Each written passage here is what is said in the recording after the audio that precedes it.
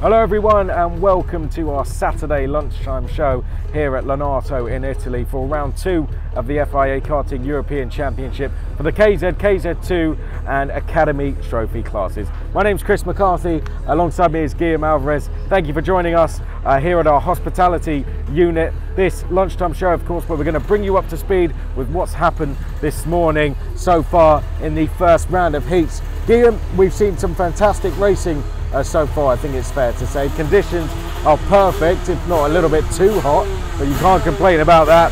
Fantastic racing though, the first racing we've seen of the weekend. What did you make of it overall?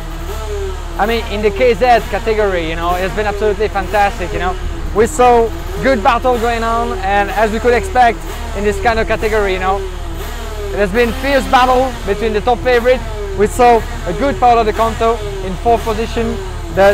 The final win in this qualifying heat, the first one of 3, went to Francesco Celenta, the pole sitter actually, who was able to hold on to the first position ahead of Marian Kremers. So it was a good result for Celenta actually, who we did not expect actually at such a level, but he was on pole, was able to control the race all the way to the end, and good result for him. Marian Kremers, who hold on to his status, I would say, after a difficult start at Salbris. Then you had Jori Pex and De Conto, who were very close to each other at the end of the race.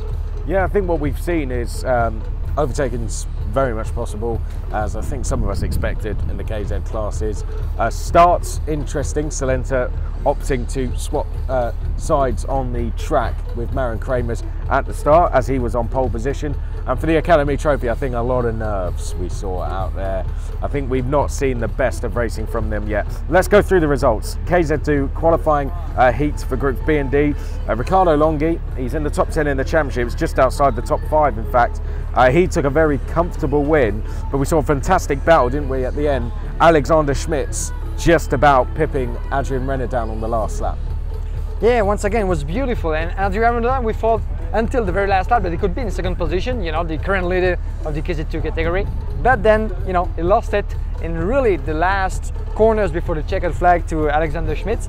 So once again, Longhi and Andrea Renaudin, compared to what they show at Salbris, are considered, of course, as favorites. But we saw some, unexpected names, of course, such as Schmitz or Oliver Rasmussen, Fabrizio Rosati, who actually all played a part in the top 5. So it was unexpected, but it gives good information already of who can play a part for the rest of the week. Well, those guys pretty much a holding station, if you like. Hubert Petit, who's third in the championship, was 7th. Going on to the second race, Giuseppe Palombo was 2nd on track. The win actually went to Giacomo Pellini, but he's received a penalty, a 10-second time penalty for incorrect position at the start. Now, we're not got an official, some say it's 5, some saying it's 10, so we can't give you the official result there, but Giacomo Pellini basically has not won the race because he has received a penalty.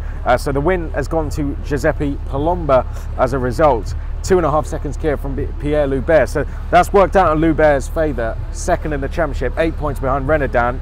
Now in the points, he's already ahead of him. And Maxi Poul was then in 3rd place in what was a pretty good race overall. We saw one of our first prisoners taken in Iocavacci and Torman as well, who had a bit of an incident. Now I think it was the 3rd race, wasn't it, where we saw a little bit of action at the start with some drivers getting involved in some incidents. But out front, Emilian Denner took the win. Yeah, indeed, we had a scary moment at the start, as you said, with the 393 from this category. Manuel Cosaglio actually went around after contact at the start. I think it was with Emil Scaras, as I'm not mistaken. Both were starting on the 3rd row of the grid, got unlucky, and it was quite an heavy start for this particular race between A and E. Well, I was just going to say, all started with Giardelli, didn't it, on the front row, got away very slowly. I think that kind of set off a chain reaction, which saw a lot of drivers getting caught out, and the 2 drivers on the 3rd row went round. Absolutely, absolutely. So it shows, that anything can happen, even though in the first rows where you could expect to have the top favorite drivers of this category, at least of those 2 groups. But, the result is that Emilian Denner from pole was able once again to control all the way to the end. But he has fierce opposition, of course, from Matteo Vigano, Gardelli, Piscini, Bonfanti. All the Italian drivers are in the place so far. We've seen a lot of them performing well through the first heats. They're on home soil here at Lonato, so it comes as no surprise. Yeah, good to see Vigano up there after a pretty unlucky first round. It should have been a contender for the title. Right into the Academy Trophy. Good news for the home fans. Federico Alvarez, who is actually 11th in the championship, took a very easy win by Academy Trophy standards. 1.6 seconds clear from the field. Kaya Signelis still on form. Marcel Cooch trying to recover from an unlucky result at Salisbury and was third place. But overall, I think we had a couple of penalties, but not from any of our championship contenders. But overall, I think the expected drivers towards the front, and likewise some of those towards the back as well. Yeah, you know, the Academy Trophy has the most diverse field, I would say, of the weekend. You know, we have 47 drivers from so many different countries, almost 40 all over the world, and the level is high. You know, we mentioned that in the commentary in the box. The level is high, but Federico Albanese was able once again to beat the others on home soil, an Italian driver once again, and Kyle Siskenis, Marcel Cook, Combi Powell's the current second place in the championship in this Academy Trophy. Quite a good result to start the weekend for him, Combi Powell's, but I'm pretty sure he's going to hope for more in the coming heats. Well, we may not have seen a close battle at the front in that opening heat from Academy Trophy, but we certainly did in the second one. It was a three-way fight between Sami Megatunif, Josh Rattigan and Guillaume de Figueiredo, split by just under 3/10 at the flag. It could have gone to any one of three of them, I think. I think they all played it safe in the end and just kind of held station. But if the race was a lot longer and those three were battling, then they would have been caught by Mari Boya. I've no two ways about that. The Spaniard absolutely flying in that one, wasn't he? Coming back through from what was a difficult qualifying to get fourth. Yeah, Mari Boya, you know, he showed everything he had in his power just to be able to get this good result.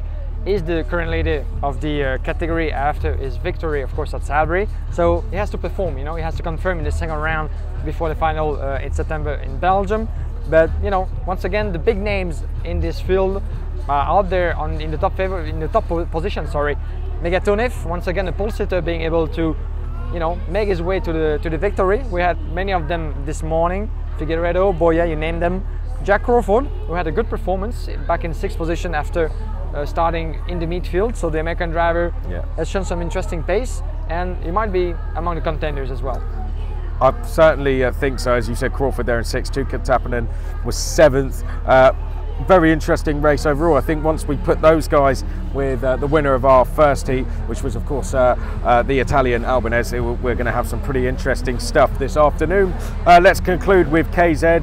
You mentioned earlier in the show, Francesco Salenta, up from KZ2 this season, took the win by just under 1 second. He's on home soil. Very, very impressive performance, I think it's fair to say. It's rare we see such a dominant performance so early in the weekend. But behind, what a battle we had between Kramers, Jorik Peck's one of our title contenders, and Paolo De Conto, who was just magnificent to watch. It was magnificent. You know, we have here in this field the top karting drivers in the world. Let's be honest about this. You know, there's no doubt, even for us and for all the viewers out there following the competition. So seeing Salenta winning is refreshing, of course, because, you know, he had quite not the start he expected back at Salisbury with 9 under the checkered flag. He's now back in contention, winning his first heat. But Kramers, Peck, De Conto, you name them, these are all the favorites for the title. They offer us a good battle already in this first confrontation, so it gives us plenty of hope for what comes next. Of course, the second and then the third qualifying heat tomorrow. But impressive to mention, Paolo De Conto showed impressive pace, definitely, maybe more than he did back at Salisbury, so we shall see what he's capable of. Jeremy Iglesias, by the way, championship leader, was 8th, so damage limitation done for him so far, and it appeared Anthony Abbas had an exhaust problem in the last lap and a half, and could be picking up a penalty post-race, but at the moment he's classified in 17th. And that's going to bring us to the end of the lunchtime show for Saturday. Me and Guillaume now have to rush off. We're just about to go live for the afternoon's racing. We've got lots more racing to come, so do join us on CIKFIA.tv.